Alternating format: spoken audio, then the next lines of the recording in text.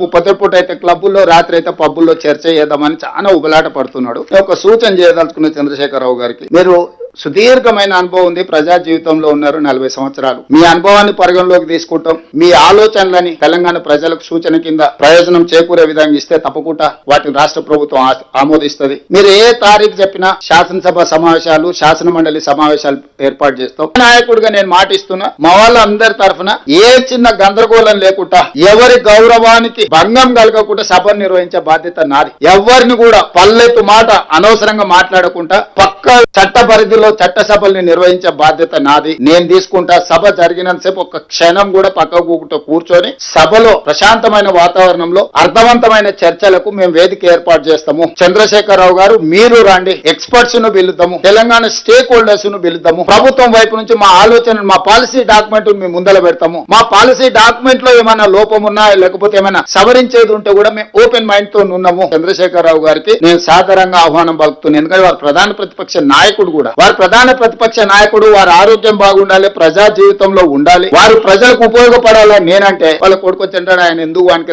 ఆయన రాడు, ఆయనతో ఏం పని ఉందా? నేపాల్ లో కూడా ఇట్లనే రాజ్యం రాలేదని చెప్పి AK-47 అని చెప్పి డిన్నర్ అని పిలిచిండు ఫ్యామిలీలు అందరినీ. AK-47 పెట్టి 16 మంది పడపడగాలు చేసిండు. ఇంక అందరూ వేరు కాబట్టి వాడు ఒకడే మిగిలిండు, వాడే రాజాడు నేపాల్. ఇట్లాంటివి ఆదర్శంగా తీసుకుంటారు. మేమేం చేస్తాం, మీ కుటుంబంలో ఏదైనా ప్రాబ్లం ఉంటే మీరు కూర్చోవాలి, కుటుంబ పెద్దలతోనో కుల పెద్దలతోనో కూర్చొని పంచాయతీ తెంచుకోవాలి. తమ్ముడి చెల్లెలకు పంచాయతీ ఉంటే, బావమరుదులకు పంచాయతీ ఉంటే, ఎవరినో ఒకరిని కుల పెద్దనో కుటుంబ పెద్దనో పిలుచుకొని పంచాయతీలు తెంచుకోవాలి. కానీ ఈ వీధి భాగత్వాలనే ఒదికు బావ, ఒదికు బావమరిది, ఇంకో దిక్కు చెల్లె, ఈయన గల్లీలంట, ఆమె ఢిల్లీలంట. ఏంటిది? తెలంగాణ సమాజం గమనిస్తలేదా? ఈ వీధి భాగవతాలు మంచివి కావు. 10 సంవత్సరాల అధికారాన్ని చెలాయించిండ్రు. 10 సంవత్సరాల తర్వాత ప్రజలు ఒక తీర్పు ఇచ్చిండ్రు, స్పష్టమైన తీర్పు. ఎప్పుడో ఎక్కడికైనా వస్తా, ఎక్కడికొద్దు స్వామి, ఎర్రవల్లి ఫామ్ హౌస్ కు నేనే మా మంత్రుల బృందాన్ని పంపిస్తాను, ఏం ప్రాబ్లం లేదు. తారీఖు చెప్పు, మొత్తం ఈ సెటప్ అంతా తీసుకొని వస్తారు మా వాళ్ళు. ఎర్రవల్లి ఫామ్ హౌస్ లోనే చర్చ పెడతాము. చంద్రశేఖరరావు గారి ఆరోగ్యం అంత గొప్పగా లేదు, రావడానికి ప్రయాణం చేయడానికి ఏమైనా ఆరోగ్యం సహకరించకపోతే మీరు కుర్చీ వేసుకొని అక్కడ కుర్చీలో కూర్చోండి. చంద్రశేఖరరావు గారు మొత్తం మాక్ అసెంబ్లీ అని తెలంగాణ ఉద్యమంలో కోదండరామ్ గారు నిర్వహించేవారు. శ్రీనివాస్ రెడ్డి గారు కూడా అప్పుడు అందులో ప్రశ్నలు అడిగి మమ్మల్ని అందరినీ మాక్ అసెంబ్లీ నిర్వహిద్దాం ఎర్రవల్లి ఫామ్ హౌస్ లోనే. నాకేం బేసిజాలు లేవు. నాకంటే సీనియర్ ఆయన పబ్లిక్ లైఫ్ లో, ప్రజా జీవితంలో, అనుభవంలో చంద్రశేఖరరావు గారు. వారి ఆరోగ్యం సహకరిస్తలేదు, లేదు ముఖ్యమంత్రి గారు కూడా రావాల్సిందే. చర్చలు ముఖ్యమంత్రి లేకపోతే సమర్థవంతమైన, అర్థవంతమైన చర్చలు జరగవు. ముఖ్యమంత్రి కూడా ఈ చర్చలు పాల్గొనాలి అని